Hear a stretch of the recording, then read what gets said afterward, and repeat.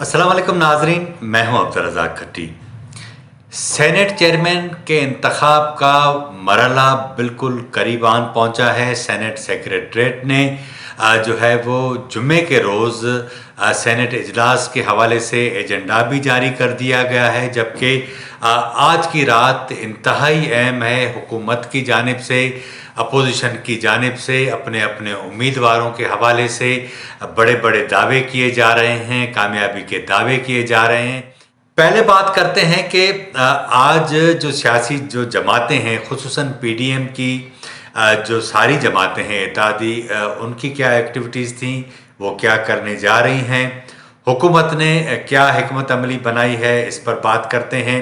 اور پس پردہ ہو کیا رہا ہے، کل کیا ہوگا اور کون کس کو سرپرائز دے گا، یہ بڑی اہم بات ہے۔ آج ہم اس پر بات کرتے ہیں۔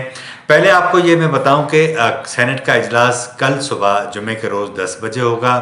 اس سلسلے میں سینٹ سیکریٹریٹ نے باقاعدہ طور پر اس اجلاس کے حوالے سے ایجنڈا جاری کر دیا ہے۔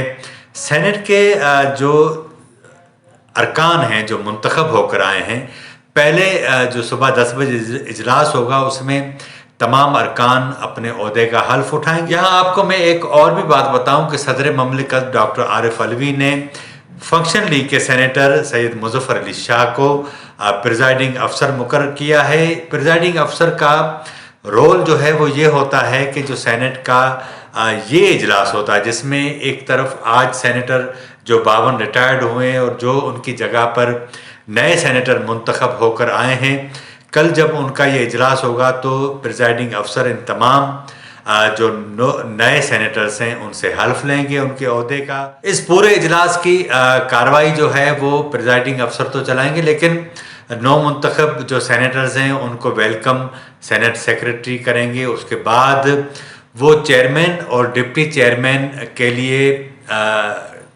شیڈول کا اعلان کریں گے۔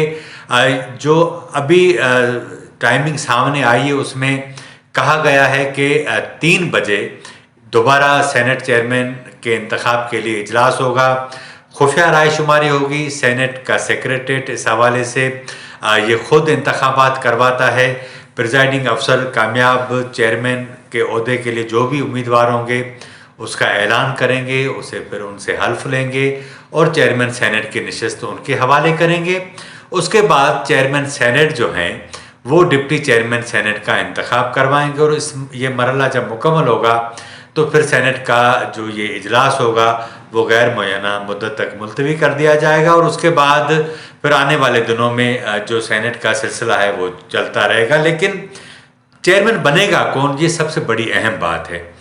ہمارے ذرائع یہ بتاتے ہیں کہ آج وزیر اعظم ہاؤس میں 44 سینیٹر شریک ہوئے جنہیں دوپہر کے کھانے کی دعوت دی گئی تھی۔ وزیر اعظم نے ان سے خطاب بھی کیا، اور اس کے بعد 45 سینیٹر کہا گیا، 44 نہیں 45 سینیٹرز جو ہے وہ شریک ہوئے۔ اس میں 2 سینیٹرز شریک نہیں ہوئے، ان میں ایک تو ایم کیو ایم کی خالدہ عتیب ہیں، وہ شریک نہیں ہوئی، اور اس کے علاوہ ڈاکٹر فروغ نسیم جو ہیں وہ بھی شریک نہیں ہوئے۔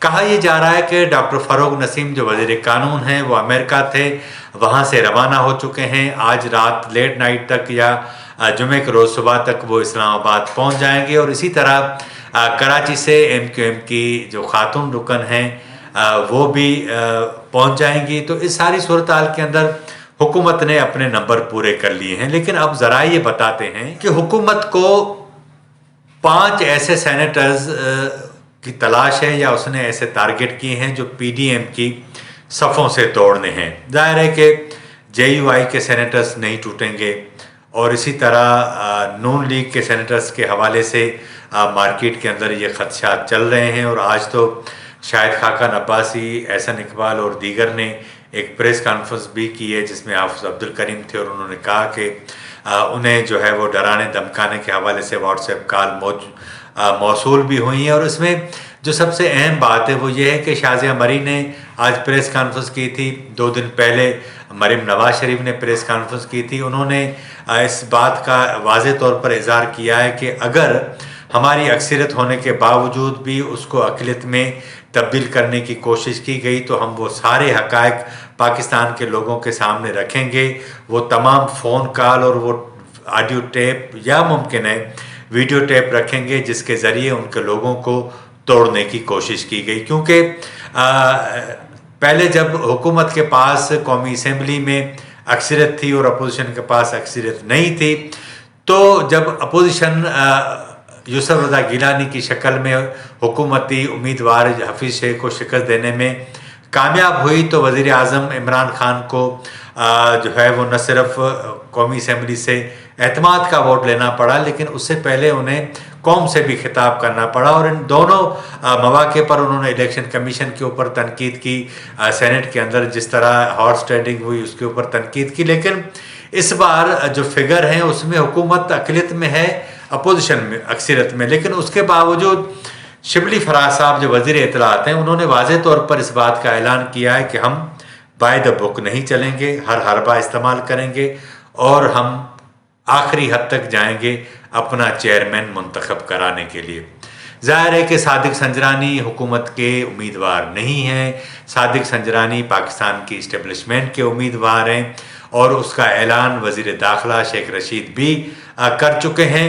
تو یہ پاکستان کی جو عوامی قوتیں ہیں ان کے درمیان اور اسٹیبلشمنٹ کا جو نمائندہ ہے ان کے درمیان بڑا کانٹے کا مقابلہ ہے۔ لیکن اس میں جو سب سے اہم بات ہے وہ یہ ہے کہ ایسا لگتا ہے کہ اگر پی ڈی ایم کے چند سینیٹرز نے اپنے ایمان کو پکا نہ کیا تو ممکن ہے کہ صادق سنجرانی جیت جائیں، لیکن سچی بات یہ ہے کہ اگر یوسف رضا گیلانی جیت جاتے ہیں تو یہ کوئی سرپرائز نہیں ہوگا، کیونکہ ان کے پاس ایوان کے اندر اکثریت ہے اور وہ جیت جائیں گے۔ اگر صادق سنجرانی جیت جاتے ہیں تو یہ نہ صرف سرپرائز ہوگا بلکہ 3 مارچ کا انتقام بھی ہوگا۔ تو دیکھتے ہیں، تھوڑا وقت رہ گیا ہے کہ ماضی کی طرح اس بار بھی اسٹیبلشمنٹ کی فتح ہوتی ہے یا عوامی قوتوں کی فتح ہوتی ہے۔ چند گھنٹے ہیں، دیکھتے ہیں کہ کیا ہوتا ہے، لیکن آج کی جو رات ہے وہ بڑی انتہائی اہم ہے۔ صبح 10 بجے تک ساری جوڑ توڑ چلتی رہے گی، اور حکومت نے نہ صرف اپنے تمام گھوڑے جو ہیں وہ دوڑا دیے ہیں، لیکن اپوزیشن کے پاس جتنے وسائل ہیں وہ کوشش کر رہی ہے کہ ان وسائل کے اندر رہتے ہوئے کوشش کرے کہ اپنے امیدوار کو کامیاب کروا سکے۔ آج کے پروگرام میں اتنا ہی۔ اگر آپ کو ہمارا پروگرام اچھا لگا ہو تو ہمارے چینل کو ضرور سبسکرائب کریں، لائک کریں، شیئر کریں اور اپنی رائے کا اظہار ضرور کریں تاکہ آنے والے دنوں میں ہم اپنے اس پروگرام کو مزید بہتر بنا سکیں۔ مجھے اجازت دیجیے، اللہ حافظ۔